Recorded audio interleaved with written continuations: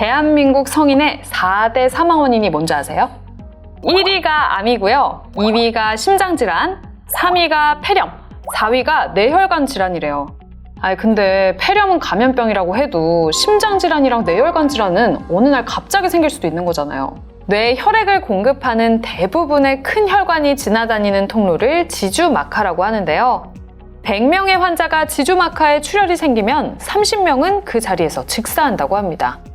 30명은 병원에 와서 검사하다가 재출혈로 사망하고 나머지 30에서 40명 정도만 치료를 받고 그 중에서 걸어나가는 환자는 20명 정도, 절반밖에 되지 않는다고 합니다. 그렇다면 나머지 20명은 생존자긴 한데 심한 신경학적 장애가 있어서 얼굴 한쪽만 마비되거나 언어장애나 식물인간까지 다 포함해서 20명이 되는 거죠. 결국 뇌동맥류 파열 100명 중에 걸어나가는 환자는 고작 20여 명 정도뿐입니다. 내 일은 안전! 혈관 조심하세요! 대한민국 성인 4대 사망 원인 중 2가지가 심장질환과 뇌혈관 질환입니다. 모두 혈관과 관계가 있죠. 내심혈관 질환은 혈관이 터지냐, 막히냐에 따라 발생되는 질환이 다른데요. 출혈성이면 외부 충격으로 인한 외상성 뇌출혈, 뇌동맥류나 고혈압으로 발생되는 자발성 뇌출혈이 생길 수 있고, 혈관이 막혔다면 뇌경색, 협심증, 심근경색 등이 생길 수 있습니다. 즉, 뇌경색은 뇌혈관이 막혔을 때, 협심증은 가슴이 조이거나 쥐어짜는 듯한 통증이 5분 이내로 지속될 때, 5분 이상 지속된다면 급성 심근경색이라고 볼 수 있습니다. 이렇게 무시무시한 뇌심혈관 질환, 사실 내가 걸릴 거라고 생각하시는 분은 아무도 없을 겁니다. 다만 어떤 질병인지 미리 알고 적절할 때 조치할 순 없을까요?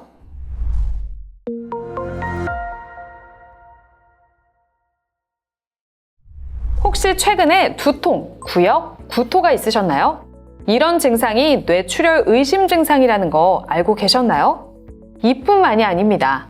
의식이 떨어지거나 팔과 다리가 마비되고 감각이 이상하거나 발음에 문제가 생겼거나 말이 제대로 안 나오는 증상 모두 뇌출혈로 의심되는 증상입니다. 만약 소화기 증상은 없는데 심한 두통과 구역질이 함께 나타나고 언어장애나 팔다리 마비가 왔다면 빨리 병원에 가셔야 합니다.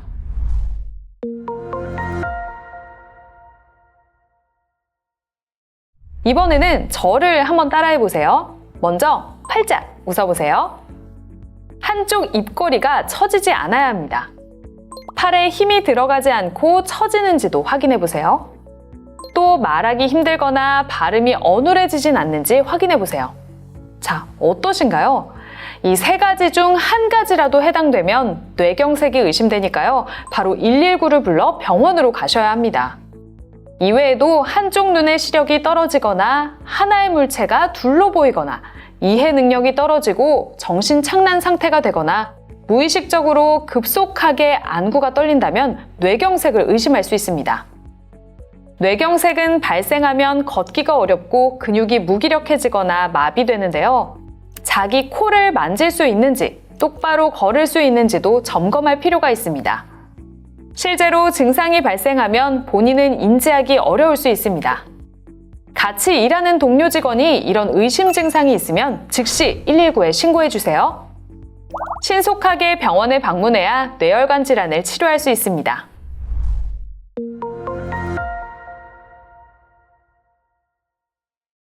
다음으로 심장질환 증상을 알아볼까요? 심근경색의 대부분의 환자들은 가슴을 쥐어짜는 듯한 가슴 통증이 있다고 합니다.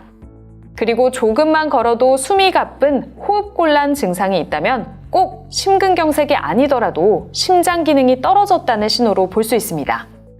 마지막으로 명치가 뻐근하거나 소화가 잘 안 되는 증상도 있어요. 사실 소화기관 문제는 심장과 연결해서 생각하기 어렵죠. 하지만 채기가 자주 있고 소화가 잘 안 되는 경우에도 심장질환 위험이 있다고 합니다.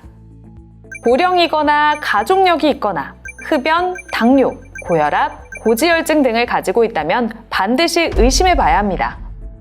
정리하자면 머리나 가슴에 심한 통증, 어지럼증, 현기증이 뇌심혈관 질환의 주요 증상인데요. 의심된다면 주저하지 말고 바로 119에 신고하거나 가까운 병원을 찾으시기 바랍니다. 그렇다면 뇌심혈관 질환은 대체 왜 발생할까요? 주로 흡연, 고혈압, 높은 콜레스테롤을 꼽을 수 있습니다. 55세 이상의 남성이고 가족력이 있다면 확률이 더 높겠죠. 이건 우리가 바꿀 수 없는 거지만 우리의 노력으로 발생 확률을 80%나 낮출 수 있는 방법이 있습니다. 첫째로 금연하기. 담배를 피우면 뇌졸중 위험이 2배에서 3배 늘어난다고 합니다. 둘째, 술은 적당히 마시기. 하루에 한두 잔 이하로 줄여보세요. 셋째, 건강한 식사하기. 과일과 채소, 생선 위주의 식단으로 음식은 싱겁게 골고루 드세요. 넷째, 규칙적으로 운동하기. 운동은 혈압을 낮추고 신장과 혈관을 튼튼하게 만들어주니까요. 가능하다면 하루에 30분 이상 운동해보세요. 다섯째, 적정한 체중 유지하기. 과체중과 비만은 동맥경화증을 유발하여 뇌졸중에 걸리기 쉬워요. 특히 허리둘레가 남자는 90cm 이하, 여자는 85cm 이하여야 복부 비만이 아닙니다. 적정한 체중과 허리둘레 유지하기 기억해주세요. 여섯째, 스트레스 방지하기. 스트레스는 뇌졸중 발병 원인의 6%를 차지하는데요. 스트레스는 줄이고 즐거운 마음으로 생활해보세요. 일곱째, 정기적으로 건강 상태 측정하기. 혈압과 혈당, 콜레스테롤은 정기적으로 측정해서 건강을 지속적으로 관리해보세요. 여덟째, 혈관 건강 유지하기. 고혈압과 당뇨병, 고지혈증 등 질병을 이미 가지고 있는 경우라면 약 복용과 치료를 꾸준히 해서 건강한 혈관을 유지하는 것도 매우 중요해요. 정상 혈압은 120에 80 수은 밀리미터이며 정상 혈당은 공복 혈당을 기준으로 100mg/dL 미만입니다. 또 총 콜레스테롤이 200mg/dL 미만이면 정상이라고 보는데요. 기준들을 잘 기억해두고 자주 측정하여 관리해주세요. 마지막 9번째, 응급 증상을 반드시 기억하기. 앞서 말씀드렸던 의심 증상들과 초기 증상들을 기억하셨다가 발생하면 바로 병원에 가기 꼭 기억해주세요.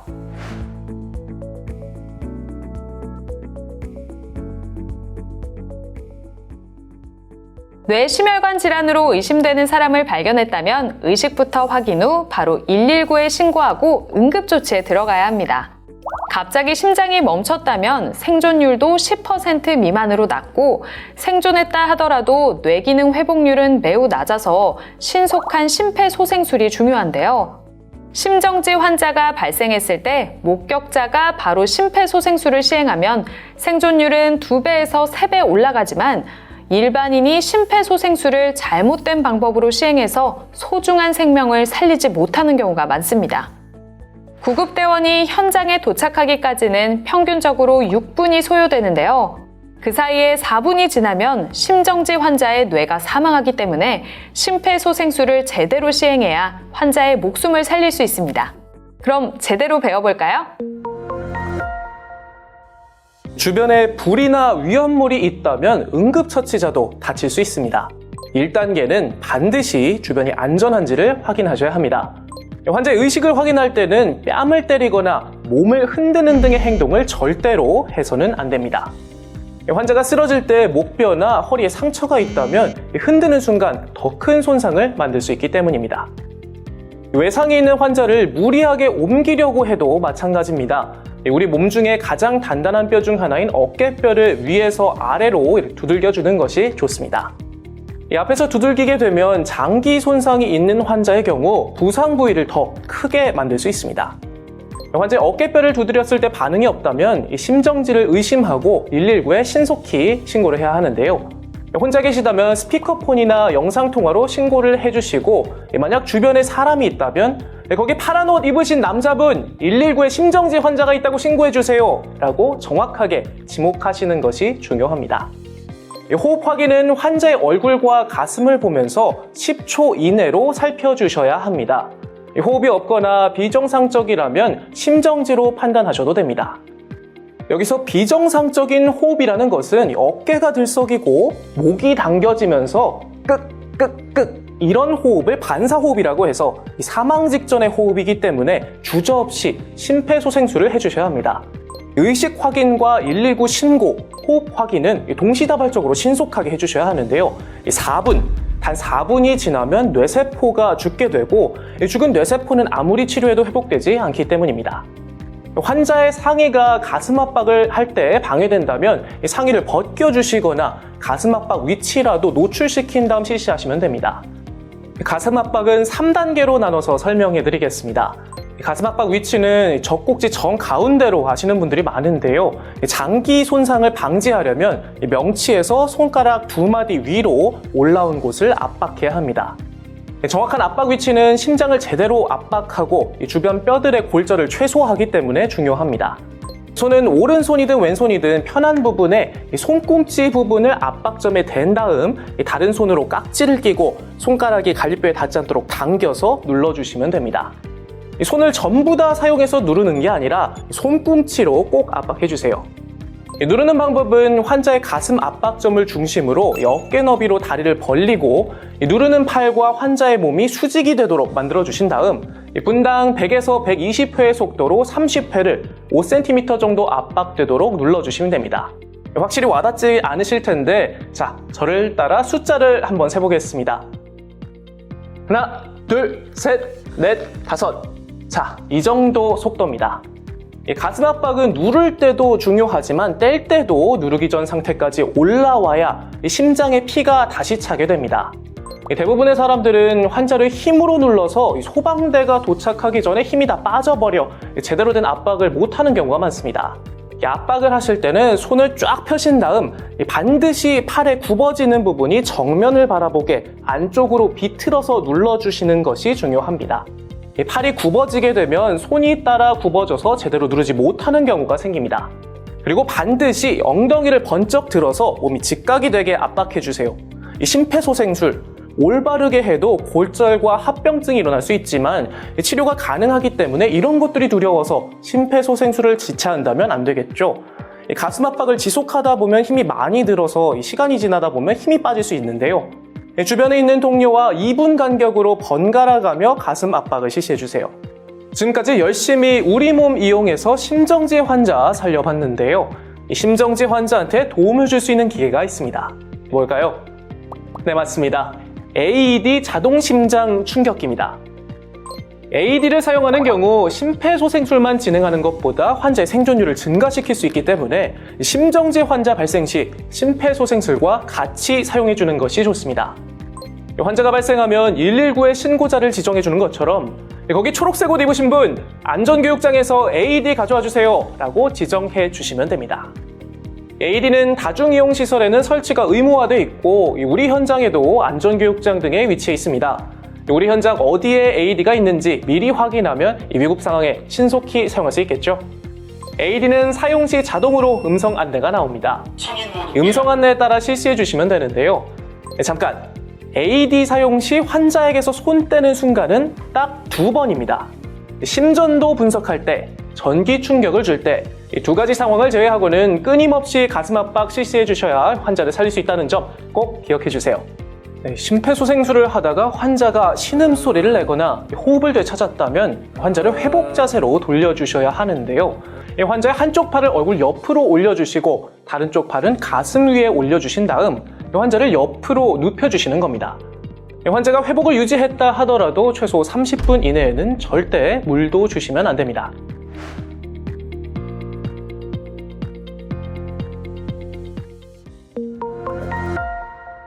혹시 나에게 이런 일이 있겠어? 하시는 분들이 굉장히 많으실 텐데요. 내 생에 단 한 번 일어난 응급 상황에서의 환자가 여러분들이 사랑하는 가족이라고 생각해 보세요. 그 떨리는 순간, 치료 경험이 없는 일반인인 내가 과연 심폐소생술을 제대로 할 수 있을까요? 4분 안에 심정지 환자를 구할 수 있는 유일한 사람, 그것은 바로 당신입니다. 뇌심혈관 질환 예방을 위한 건강수칙과 응급처치 방법 잊지 않으셨죠? 제대로 숙지해서 나의 동료, 가족과 함께 오래도록 건강하게 살아가자고요.